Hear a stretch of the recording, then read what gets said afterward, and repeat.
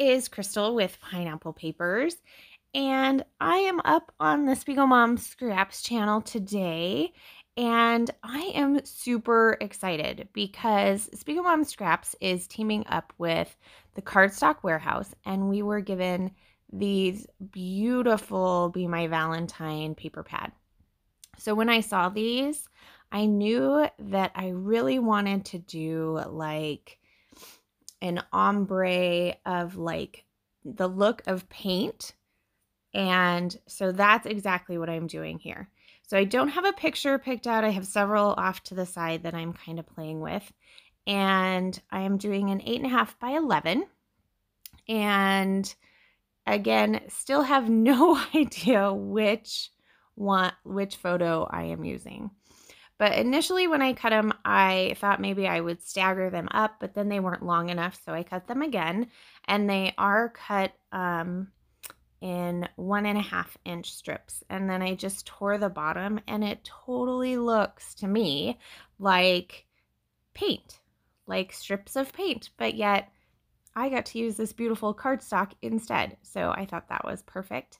And to give it that kind of texture and not so flat, I'm just taking my fingernail and running it along the sides, and that just makes it totally stand off the page.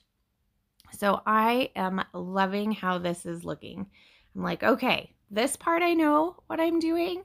And I had an idea for the sequins as well. So I am using one of the January releases called Pink Promenade.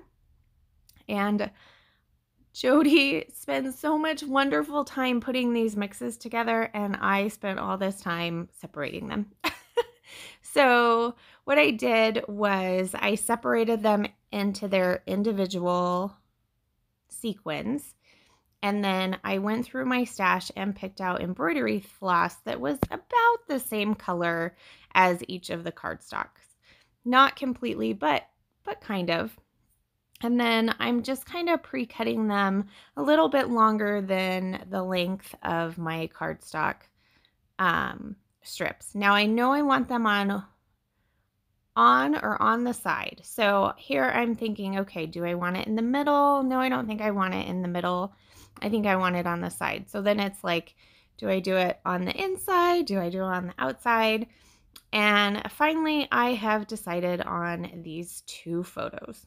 So these two photos are of me jumping into a cenote in Mexico. And this was an underground cenote, so it just had like one little hole at the top, and I think it was like a 12-foot jump or drop. So for my sequins, I want them to cascade. So instead of sewing them normally like I have been doing a lot, because I really love the look of sequins that are sewed on the page. It's just gorgeous. So what I'm going to do is I'm going to poke a hole at the top. I'm going to thread my thread through that hole, and then I am going to pick up the coordinating colors. So this first one, I am actually going to use 2 because I have 5 different sequins and I only have 4 different color papers. So I'm going to alternate between the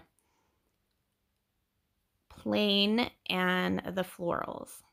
And then I poke a hole in the very bottom, and so it's just one stream of sequins. So I can spread them out, and I used the full 6 strands, so they're not going to just slide all to the bottom. So that I am excited about.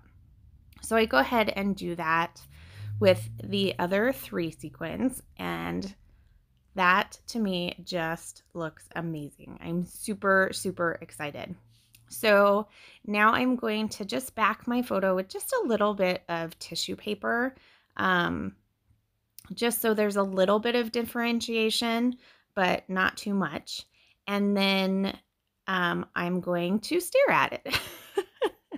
And I'm talking to Amber, and I'm like, I love this page, but this is like, I love it just like this. Like, I don't know what it needs. And so I'm like, it needs a title. So we're talking about a title, And she starts singing and she's like, just jump, it's gonna be okay. I was like, oh, that's perfect. That's like the best title ever.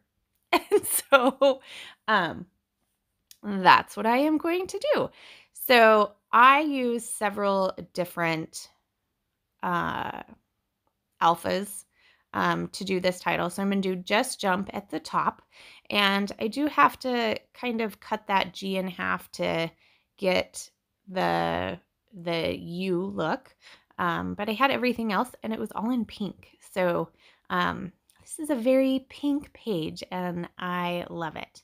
So I am going to finish my title here and then I can start on the embellishment. And I was thinking it probably didn't need a ton of embellishments. Like, there's something about just that simple bit of beauty there that I was super happy with how it looked. So I can tell you that